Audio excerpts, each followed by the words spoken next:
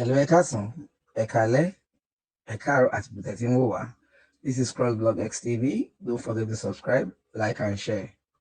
Ẹ̀yin tèmi tún ti zẹ̀ báyìí o. Gbàgbós mi tún ti ṣẹlẹ̀ báyìí láàrin àwọn àfáà ńláńlá ní ilẹ̀ Yorùbá. Baba Lagege Mudir Murkaz àti Sheikh Faruq Onikijipa lórí ọ̀rọ̀ tí Sheikh Faruq Onikijipa sọ lórí ọ̀rọ̀ tó bí Baba Mudir Murkaz. Bàbá yìí ní bàbá yẹn ṣe àwọn òun ló mú Baba Mudir Murkaz bínú ṣe àwọn àlàyé kọ̀ọ̀kan lórí bí àwọn ṣe tiẹ̀ jìnnà fínfín sí Sheikh Onikijipa even nígbà táwọn wà níléèwé talk less of bàbá àwọn lọ́hùn ọ̀rọ̀ ìgbẹnu tán ó kọjá àfẹnusọ ẹjọ́ ẹ listen sí explanation tí Baba Mudir Murkaz ní láti ṣe lórí àwọn confrontation yìí ẹjọ́. Sulaiman Faruq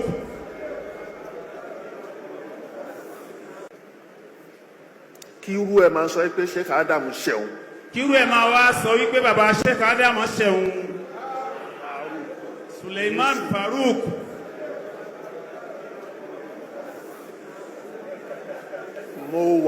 mo ti jáde tálítà tòjí.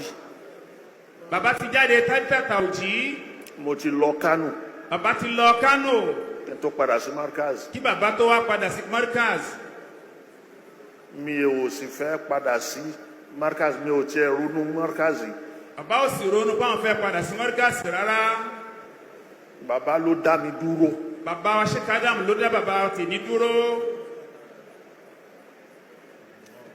mo ti wá dúró, mo ti bẹ̀rẹ̀, mo ti ń kọ́ wọn. bàbá ti dúró, wọ́n ti ń kọ́ wọn nínú Murkaz bí.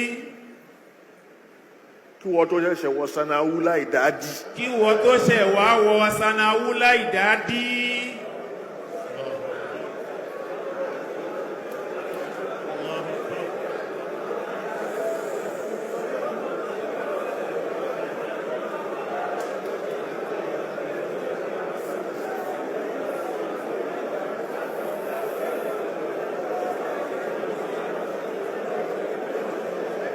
Ẹ jẹ́ á farabalẹ̀. Èmi pẹ̀lú ta là ń jà. Bàbá pẹ̀lú ta ni wọ́n ń jà láti bó síbo ta ni títa ni.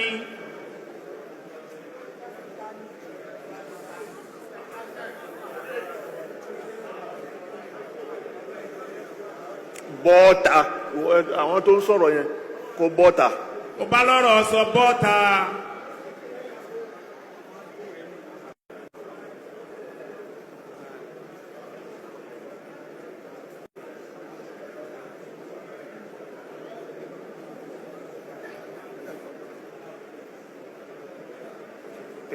kí wá láyé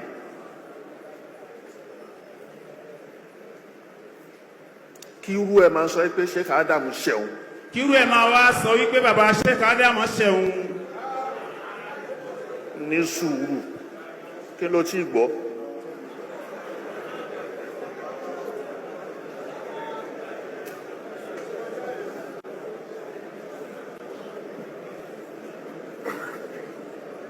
ǹjẹ́ kí lẹ́ṣẹ̀.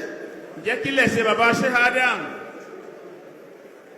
bá dárúkọ gbogbo àwọn àfá sínú tírà wọn dárúkọ bàbá ẹ̀. bàbá dárúkọ gbogbo àwọn àfá sínú tírà wọn dárúkọ bàbá tiẹ̀.